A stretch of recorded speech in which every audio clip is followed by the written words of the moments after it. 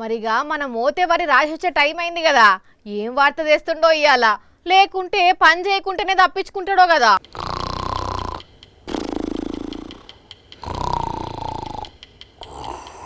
చెప్పినా పనికి పంగనామం పెట్టి మంచిగా గుర్రు పెట్టి అన్నాడు. ఏ బాబు లేవు లే.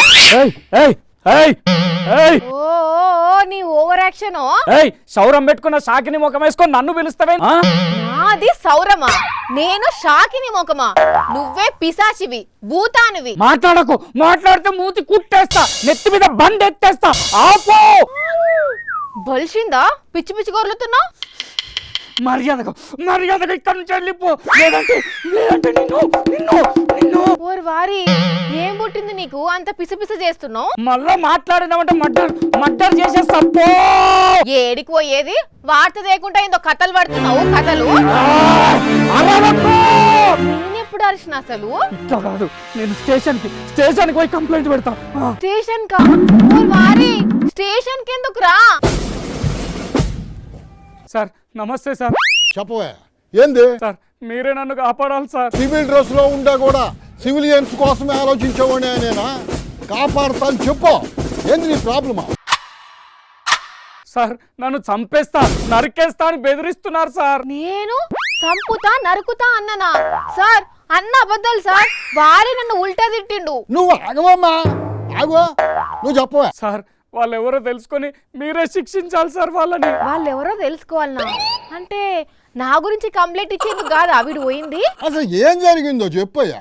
సార్ నా చెవిలో ఎవరో వర్రుతున్నారు సార్. చంపేస్తా, నరికేస్తా, నిన్ను వదిలిపెట్టా అని బెదిరిస్తున్నారు సార్. ఎప్పటి నుంచి అవుతుంది ఇట్ట? 3 రోజుల నుండి సార్. ఇంట్లో ఎవరెవరు ఉండారు? మా ఇంట్లో వాళ్ళు ఊరెళ్ళారు సార్, ఒక్కడనే ఉన్నా. ఆ రోజు నుండి ఇలాగే అవుతుంది సార్. అది అమ్మా మ్యాటరా. ఏంటి సార్? మీ ఓడి ఇంట్లో ఒక్కడే ఉండేసరికి మెంటల్ గా డిస్టర్బ్ అయిపోయాడు. డిస్టర్బా? అంటే వాడు వచ్చింది నా మీద కంప్లైంట్ ఇవ్వడానికి కాదా? కాదు, సేమ్ ఉత్తరప్రదేశ్ బరేలీలో ఉండే ఓ వ్యక్తికి ఎట్టా జరిగిందో అట్టే జరుగుతుంది మీ ఓడికి. ఏం జరిగింది సార్ ఈయనకు? సేమ్ టు సేమ్ మీ వాళ్ళలాగే. ఆయన కుడి చెవులో ఎవరో నేను చంపుతాను, పిచ్చివాణ్ణి చేస్తాను అని బెదిరిస్తున్నారని స్టేషన్కి వెళ్ళి కంప్లైంట్ ఇచ్చాడు. అవునా? ఏమి లేదమ్మా, అబ్బాయికి తల్లిదండ్రి లేరంట, 2 సిస్టర్కి మ్యారేజ్ అయిపోయిందంట, ఇంట్లో ఒక్కడే ఉంటున్నాడంట. మరి ఇంతకు ఆ బెదిరిస్తున్న వాళ్ళు ఎవరు? అంతా ఆయన భ్రమమ్మ అంతే. పైగా తన స్టేషన్లోకి వచ్చే ముందు వరకు వినిపించిన బెదిరింపులు లోపలికి రాగానే ఆగిపోయాయి అని కూడా చెప్పాడు. అంటే మెంటల్ గా డిస్టర్బ్ అవ్వడం వల్లనేనా ఇదంతా? అదే చెప్పారంట అక్కడ పోలీసులు కూడా.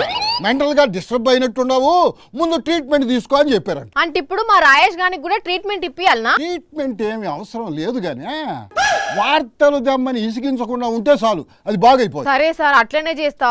కానీ పాపం ఆయన ఎవరికో అయినట్టే వీనికి ఎందుకు అయిందో కదా గిట్లా. Thank you sir, thank you. పిచ్చిది నమ్మేసింది, thank you. It's okay, it's okay. చూసిన మొత్తం దాయిగా ఆఫీస్ కు వార్త దేకుంటా ఎట్లా తప్పించుకుంటావో చూస్తా నేను కూడా. మళ్ళా దొరికినా